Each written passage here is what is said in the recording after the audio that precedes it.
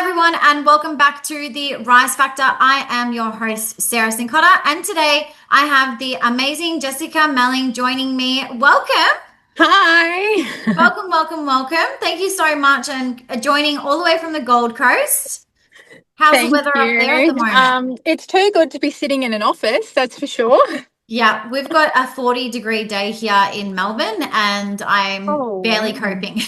Yeah, that's a strange one for Melbourne. I think it was the last time I came down to Melbourne, it was like 4 degrees or something like that. And I was like, Yeah. there is not enough clothes to be wearing right now. I know it's crazy. We've had a really good week, but yeah, we struggle when it's these temperatures because it's just not the norm. So All the southerners are getting out, taking off the jumpers. yes, that's right. Well, for those that don't know you, Jess, like you do have an extensive background, and I've been following your journey for so long now. But you've been 18 years in the industry, which I think is just phenomenal. You started in reception, and you're a business development manager and also a shareholder. You've won so many awards. We spoke off the air that you've onboarded, 1,400 managements in 9 years, and so much credibility behind you, and just really well done, Jess. Like it's been amazing to watch from the sidelines. So congratulations. Thanks, Sarah. And for those that do not know you though, Jess, like who is Jess behind the BDM title? Behind me. Well, my favorite title is Mum. Yeah. I had my daughter Hazel in 2023, and despite all those numbers at work, that was definitely my biggest achievement. I have to say that my work is probably the biggest part of me, and after having Hazel, I was a little bit worried that I would lose my identity because it was everything that I poured myself into. So definitely, Jess the BDM is a huge part of me. Mum, a wife, a huge fan of country music. And everything that comes along with that. So we love camping, we love renovating our house. That's who I am outside of work. Yeah, I love it. And I think something that you touched on there, Jess, is that it's a huge part of your life, like Mm, BDM and work. And yeah, I can definitely resonate with that. And I'm sure a lot of listeners and watchers will also agree that it is such a massive part of our life and what we do yeah. and our love for property management. So let's go back to, 18 years in the industry. Like what keeps your passion alive and that fire in your belly alive? Look, I think it's definitely the reward at the end of every month of knowing how well I have done. Like, I know a lot of people say, oh, it's great, you onboard people and, you see them go through those steps. I think I've done that so long now that it's just part of the job. But at the end of every month of seeing what I did achieve, and the testimonials that come in, and obviously by being financially rewarded as well, is a huge thing. So that the fire in my belly comes from financial reward, numbers, and just also knowing that I've got stability here. I Yeah. definitely think that people go, well, what would you do if you weren't in property management? I said, well, I never will not be in property management. I'll be that old BDM at 50 going into someone's house. Well, not 50, probably 60 or whatever that age is. But I did start quite young, and early on in the piece, did I know that I was going to run with property management and take it as far as I possibly could. It was always going to be a career for me. It was never something I just was like, oh, I'm in it, this is it, and I'll just wait till the next best thing happened. I knew from the second that I started that this is where I'd be. I remember seeing a BDM at the time at my first job and going, I want to do that. I want to be her. And she's still in the industry today. Her name's Elle Osborne. And she was the reason of why I'm doing what I do. Yeah, I love that. My BDM that I looked up to, her name's Daniela, and she's also still in the industry. She's on mat leave at the moment, but she Yeah. was like my inspo person, and it's just amazing how we can have people that inspire us Yeah. and really showcase like what a career as a BDM can look like because it can be Yeah. such a fulfilling career. Yeah, that's it. And I think a lot of people fall into it or go from, well, my experience, I've seen a lot of people that go from property management into BDM. And I think the biggest thing that I'm thankful for is our director here, Dave. When I first came and joined the Property Hub team 9 years ago, I was a junior property manager to because I really wanted to come and work with Dave, and I would have taken any role that I could have.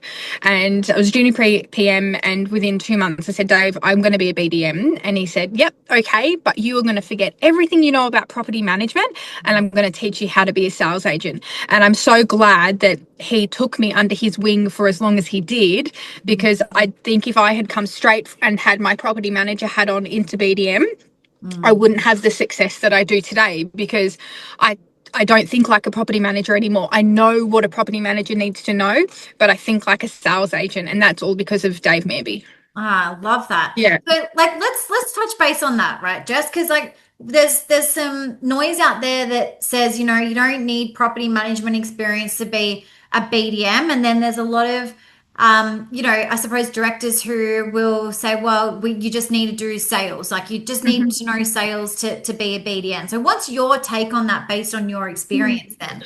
Yeah, so look, I got feedback the other day from a landlord. I said to him, why did you choose me? And he said it was because you knew the process start to finish. And I felt confident that you knew what your team were doing, and you knew everything from start to finish of property management. And I feel like that has always given me a leg up, that Mm. I understand Yeah. how it works. I know my team's processes. I know the legislation. I know the law. And so they feel confident that I am experienced. But then I've got that sales background as well that teaches me, okay, how's that client feeling in the conversation? What do I need to kind of change here to gauge them a little bit better? I know what to do to go out and prospect and market. So in my opinion, I feel like having the property management background and having the sales training that I had has helped me. Yeah. I'll always be a big believer that you can't, talk the talk until you've walked in the shoes to understand. Mm. That's how I personally feel. Like, there are people out there that can do it differently, but I'm very personal with my clients, so that's where I think it's worked for me. Yeah, no, I love that. And look, my analogy is exactly the same as you, Jess. I think, when I was a BDM, I definitely think like having that knowledge and knowing exactly like if something was to happen, what's the process? What's the procedure?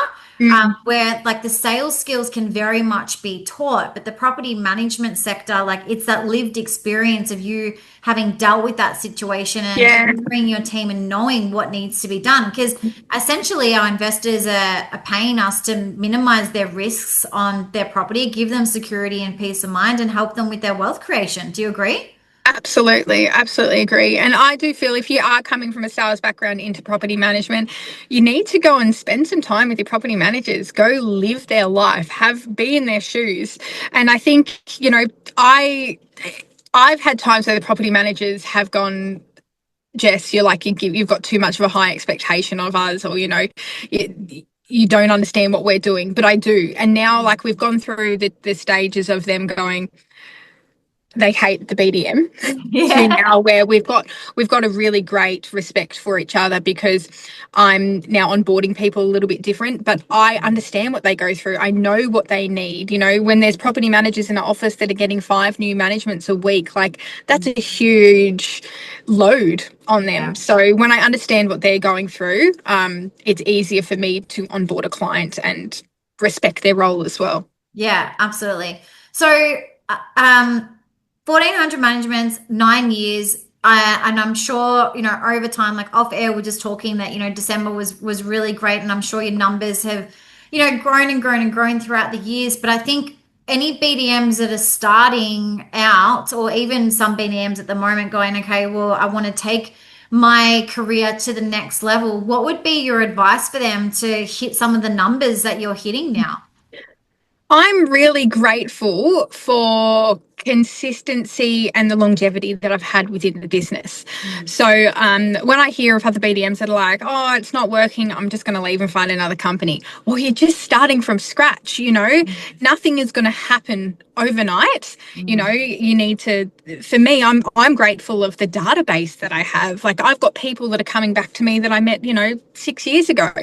So for me, it's been how long I've been here, the amount of clients that I have spoken to, like how many appraisals I've done here. Oh gosh, I don't know. That would be a Yeah. good one for me to find out. But Yeah. for me, it's been consistency and not changing and being with the same company for so long. We even went through a rebrand, Mm. which I actually think helped me a lot.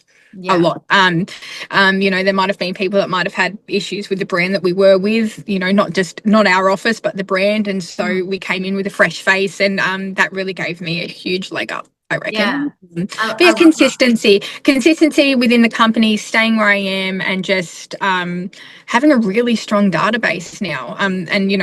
For me, every month, everyone I speak to, they get put into recs under the month that I've spoken them to, and then every month, every month that people that I've spoken to in the last 6 months I've spoken to, and then after that, if it's prior to 6 months, it's every 3 months they get something from me. Yeah. So I love that. And it's just, continuing that relationship. And so yeah, that would be part of your relationship strategy. And I think that's one of the key pieces, I think, as well, is as a BDM, is actually having a strategy when it comes to your relationships and not just winging it, especially if you do have a database, and being able to nurture those people in that database to hopefully turn them into clients, or even your current clients turning them into, referrals, or what I call is like brand advocates.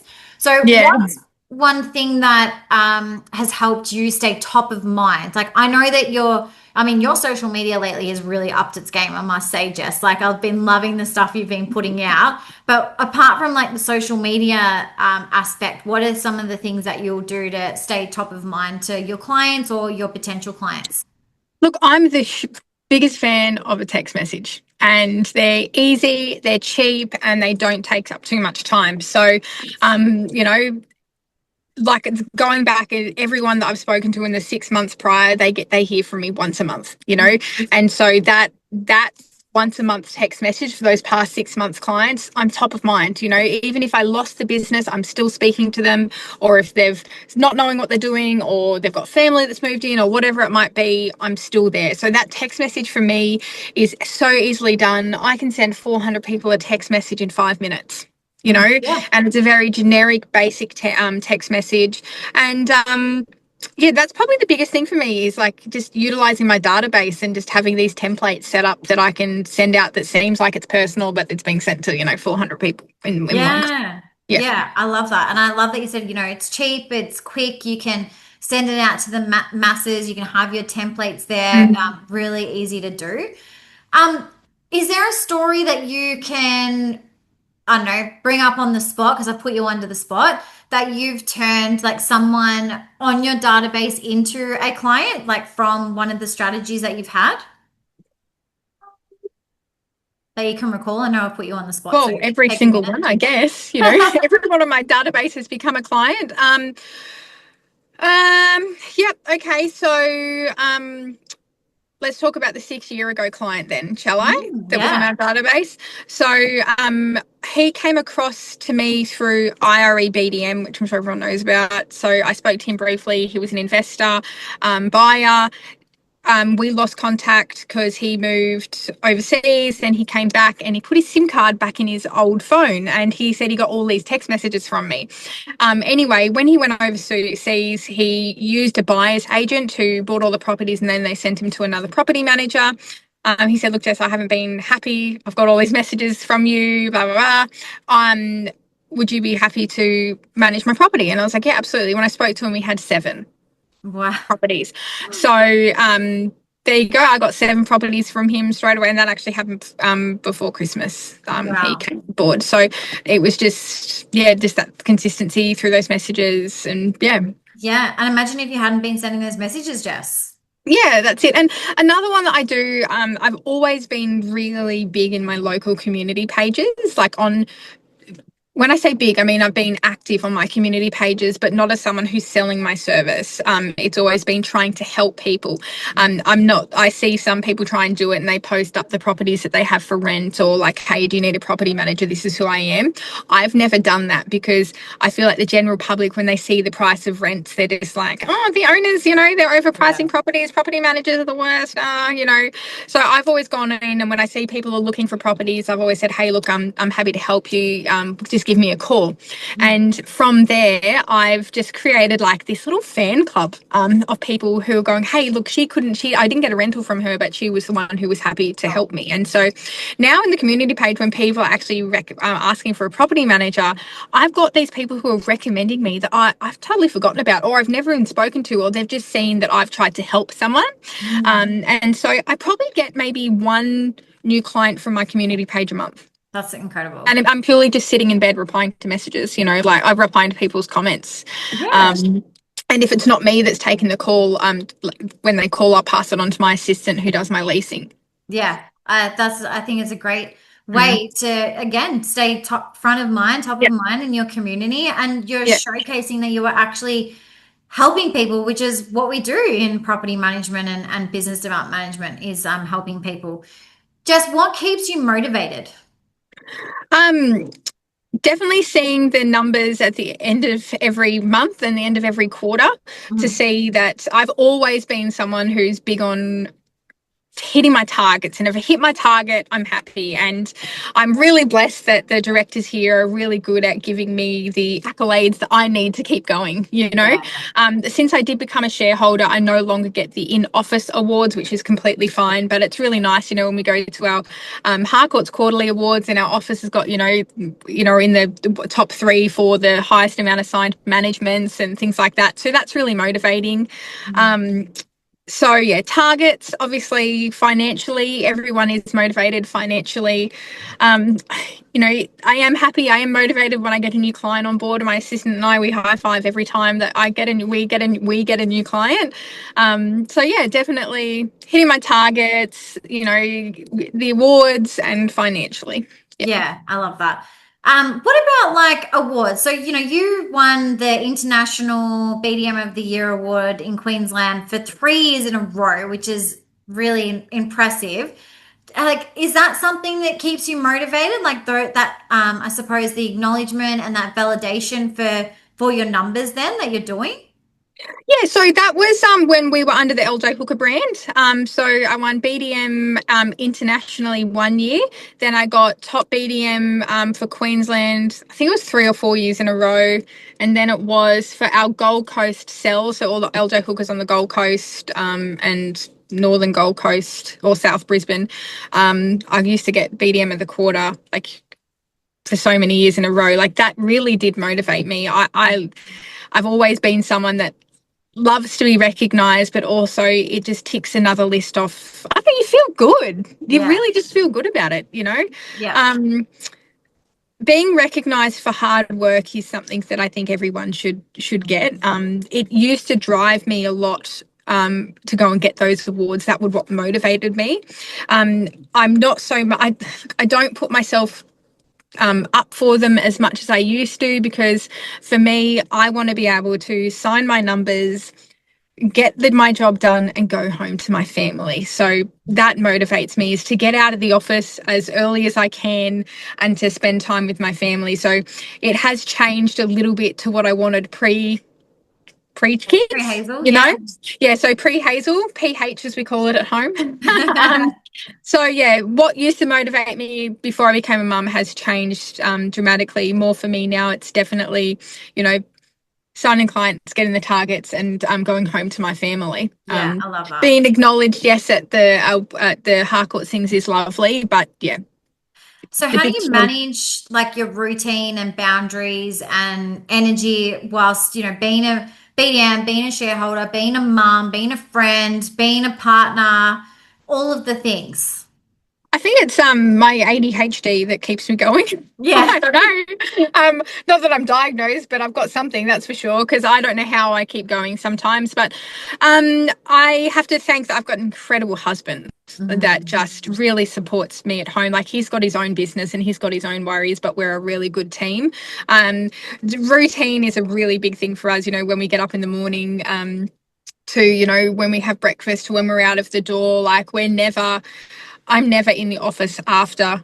I'm always in the office, sorry, before 8:30 every single day. I like to manage my time with my clients, that I do daycare drop off at like 7 o'clock, and then I might start my meetings with people at 7:30. To get those earlier ones done so that I can be home on time.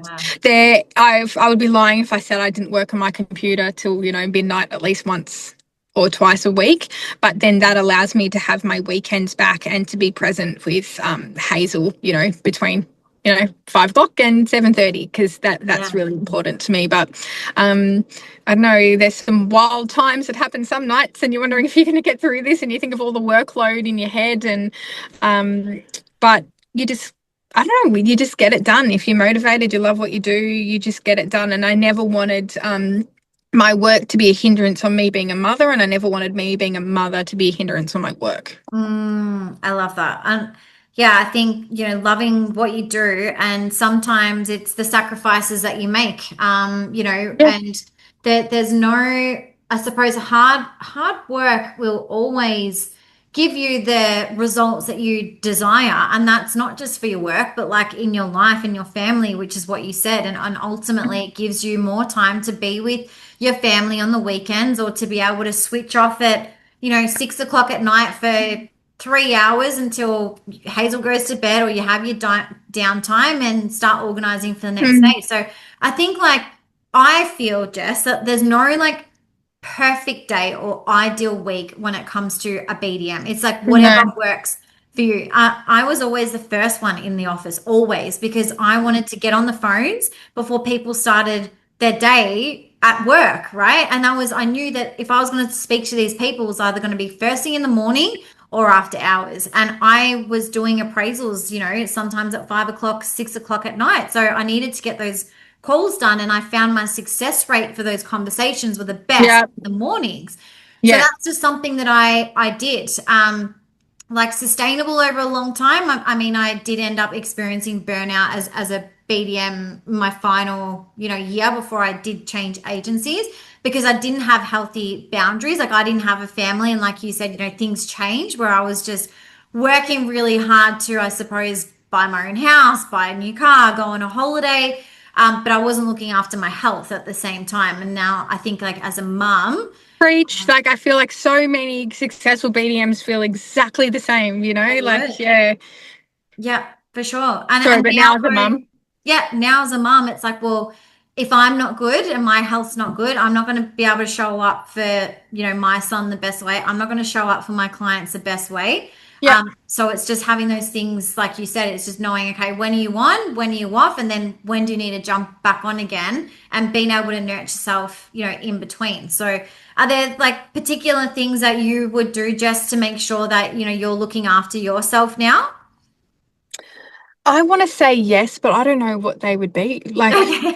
I think I'm looking after myself if I know I'm present for my family. Like, that's my Yeah. biggest thing. And I'm very much like you. Before I had Hazel, I had no boundaries. There was no boundaries to anything. Like, I would be in here at 6 o'clock in the morning and I would leave at 9 or 10 o'clock at night, but I didn't care. Like, what else was I doing? Yeah. I still managed to have a fabulous social life, a great relationship with my husband, but it was just, yeah, there was no boundaries. And I think a lot of BDMs that are doing well or have done well have been the same. Mm. But looking after myself is setting a boundary, actually, yes. So I don't, Mm. having those times where I am home, pick up my Yeah. daughter just before 5, and I don't look at my phone until 7:30, until Yeah. she's gone to bed.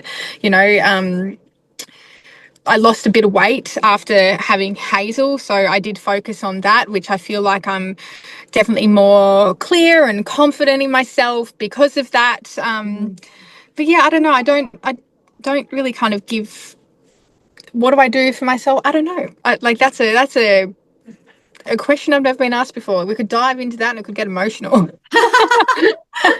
Well, it is conversations for growth, the podcast. So, Yeah.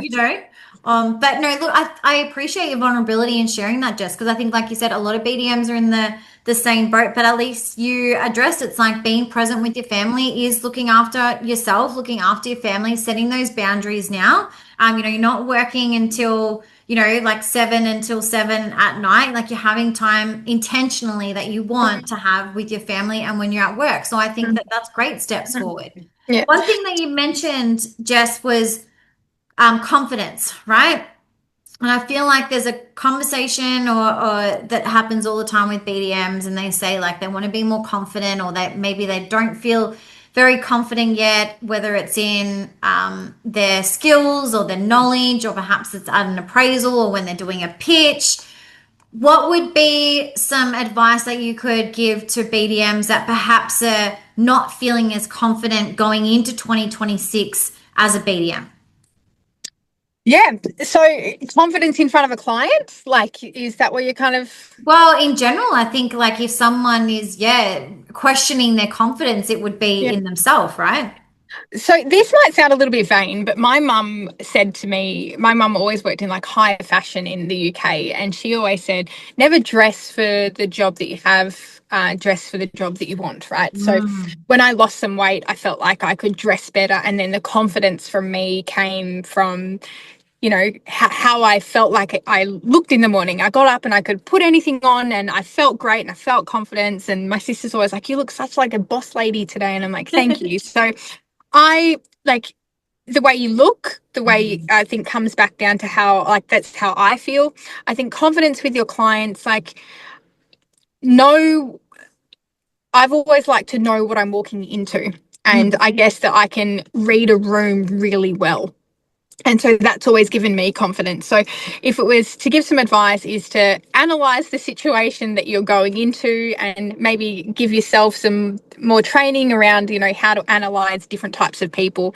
I just feel like I've been able to do that over the years. With consistency comes confidence as well. When you start signing more and you're getting better phone calls, it all comes with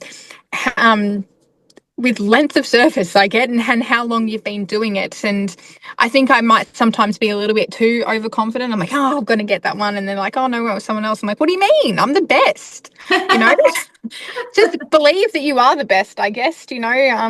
and let that kind of flow through. Like, I'm not a trainer or a motivational speaker at all, but No, I love it. yeah, I don't know. The confidence comes from within me now. Like, I feel like I'm definitely doing more Mm. because I feel better about myself. I feel like I've got a um, good pipeline all the time. I've got the right tasks in place, and just with that comes the rest. I think I Yeah. detoured on that a little bit, I No, guess. I I that digress. was so good. No, I so good. Again, so resonate. So I'll tell a little funny story, Jess. Yeah. When I first worked at Ray White, our uniforms were compulsory. You don't have a compulsory uniform, do you? No, you just have to dress semi-corporate. Yeah, that's okay. Well, however, I've got a one sleeve. My husband calls this the what was it? My Wilma Flintstone. Yeah, You sorry. look fabulous anyway. But yeah, we had a non-compulsory uniform and it was charcoal, and I Um, hated it. I hated it. So something that still made me feel good was I wore nice lingerie underneath my Why not? uniform, because I'm Yeah, like, well, they can't see it, but I know what I I'm feel wearing good. underneath this, Yeah. and Oh my gosh, they I feel know good. that charcoal, and it would be in from that uniform brand. It It was was like a so gross. charcoal, and it was kind of like. It was Is gross. that great? Is that great? Yeah. Yeah. It was gross. I've told this story before, but I had a few written warnings. Because our property management department had to wear charcoal, but the sales agents got to wear black. And I'm like, well, I'm not a property manager, I'm not a sales agent, so why can't I wear black? But Black. it made me feel not, it didn't make me feel good. And when I did rebel, which I'm not encouraging people to rebel against their No. directors, but when I did, wear things that I wanted to wear, it was just next level. And so I Yeah. completely agree with what you said. Yeah. And I don't think you need to, like, to to dress well, people will always see that in you. Like I actually a while ago I had someone say to me, like this lady said, "Oh, look, you dress really well." Like the other girl that came through was wearing slides and had the hair was really messy and she had chipped nails, and she said to me, I felt like her poor presentation with her, I felt like, well, is that how she's going to manage my property? Mm. And I don't think you need to, God, people are going to think I'm so vain. I'm not vain. I'm just like, you don't have to spend a whole lot of money to dress well. You just have to present yourself well. And I think when you're presenting well, you have confidence and the people have confidence in you, you Sure. know? I mean, like, look, it's like rocking up to an appraisal and you reek of cigarettes, right? Like, Yeah. you're not building trust or rapport with somebody if you do that. It's the same way with your presentation. We are in the public eye so much Mm. in real estate. I think it's important. And if we're also giving other people advice on how they should present their properties, then we need to look at ourselves and check how we are presented. I don't think Yeah. that's vain, Jess. I just think that when you're dealing with people, there is an element that, psychologically they are going to be judging you based on how you look and present. Which That's the absolutely. reality. Yeah. So, Well, I no, don't have a fancy car. I've just got a basic old Toyota and stuff like that. People aren't going to care about, if you're rocking up in a Mercedes or a Toyota, but I definitely think it's if you're, you know, yeah, you want to give quality, you've got to look quality, you've got to yeah, offer quality. for sure. And I loved what you We said like dress so about much. We're quality. talking about lingerie and clothes and I love it. See, I told you wherever the conversation goes, and this is what people are going to be talking about this podcast, guys. what the heck Let's are talk we about talking about? clothes and laundry.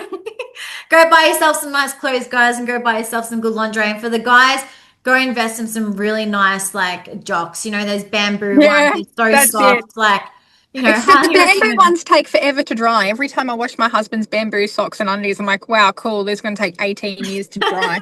Hey, not if you have 40-degree days. Yeah, this is true. This is true. Oh, that's so um, funny. Jess, I want to touch base on like, for the public eye, you are perceived as a high performer, not just your numbers, but you've won awards, you've spoke at some major conferences, including ARIC. So with that, has that also came with a like what's the word I'm looking for? I guess like an expectation on yourself to maintain that type of caliber externally. That is so funny you say that. So I like when I had Hazel, I was so scared coming back into work that I'm just going to be a nobody, And I never my family have always said, Jess, you were never born to be a nobody. Like I've always wanted to be like a celebrity or a famous singer, all that kind of stuff as a kid. So I guess when I put myself into something, I've always wanted to be the best at it, whether it's at work or being a mum or a game with my friends on the weekend or whatever. They're definitely, I always felt on myself that because I left on such a high before I went on mat leave that I'm going to come back down to nothing. And I guess I was really worried that the boys here were going to be like, oh, she's nobody. And it was all in my head. It was that postpartum mum worry. And I feel like I still had that for like 6 months after coming back to work. But it was a conversation with my best friend, and she goes, do you know who you are? And I'm like, who am I? She goes, you're Jessica effing Melling. And I'm like, what do you mean? She goes, like, look at what you have achieved, Jess. Like, you can achieve that again if you want. It just means you just get to choose now on what you want to be and who you want to be. And I don't want to do, speaking in front of people anymore. And I don't want to do all that kind of stuff. I just want to focus on my numbers, my work, and making sure I've got financial stability for my family in the future. No, I love that, Jess. But it is really hard to come back off being really, yeah, feeling like for me, like I couldn't have done anything better. I was number one BDM. They just signed me as a shareholder. I I think the weeks before I left on mat leave, one week I signed like 28 new managements in a week, which was like, what the heck? Like, Yeah. again, I would have dreamed of that back when I first started. So, yeah, to come back, yeah, it was hard. I did definitely feel like I lost my identity for a little bit, but I'm here. Yeah, you're here, you're showing up, you're doing the work. So, what do you think BDM should stop doing in 2026?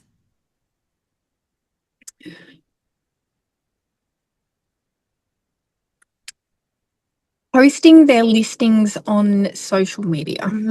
That's my pet peeve. Yeah. Mm. Um, yeah, stop doing that. And stop talking bad about your competitors in front of landlords. Mm. I will never ever do that. And when I hear um, people like, I'll go into a client meeting and I'll be like, oh, somehow we'll get to like, who else have you met or Yeah, whatever. yeah.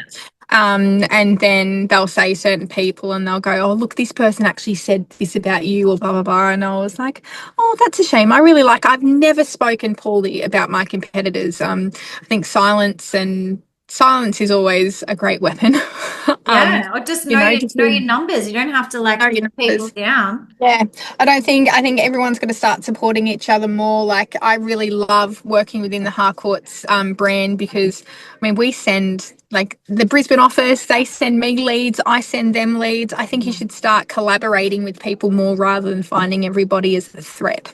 And stay in Yeah. your own lane. There is enough properties out there for everybody to, if you're doing a really good job and everyone's calling all those leads, then, you'll soar. Stop worrying about what someone else is doing and start focusing on yourself. Yeah, I love that. And I think that ties into, there's been years and years and years, and I don't think it'll ever stop, Jess, but, this talk about fees. And it's like, if other agents are going to drop their fees, let them. Don't worry about what they're doing. Just focus Let on them. your, yeah. I really, I don't really like that saying, but there's also, I saw this other, these memes that go out instead of let them, it's fuck them. Fuck them. Yeah, fuck them. But it's like we can't control what other people do, like what you said, right? But it's all about, I think in 2026 as a BDM, you're in control, you're in the driver's seat, focus on upskilling yourself, focus on, knowing your numbers, knowing your market, how you show up for yourself and your clients. Because the growth that you will experience all results to you and what you do, not what your competitors are doing. Yeah. And I think a lot of people who lose confidence, and I've seen that with my friends who are in the industry, are doing what I'm doing, they lose confidence because they're too busy looking at other people's listings Yeah. and they're not focusing on what they can do to get it. And yeah, stop worrying about what everyone else is doing. That's another, yeah. Don't post your listings on social media or community pages unless you want to get absolutely trashed online. Yeah. um, and yeah, just stay in your own lane and focus on what's good for you and right for you. I love it. So, Jess, what's one goal that you've got for this year? Take more holidays. Woohoo! I love that. And then this year, I want to actually add one more person into my team. Exciting. Well, Oh, I can't wait to see, what you achieve this year, especially adding an additional team member. It definitely helps with more support. Jess, once again, I just want to, congratulate you on everything that you've done over the years and being so open and honest and vulnerable with sharing. I think like we share so many of the glorified moments when, being a BDM, it's not easy all the time. And there are sacrifices that we have to make. And, I love that now you're so clear on the direction and what you want to focus on.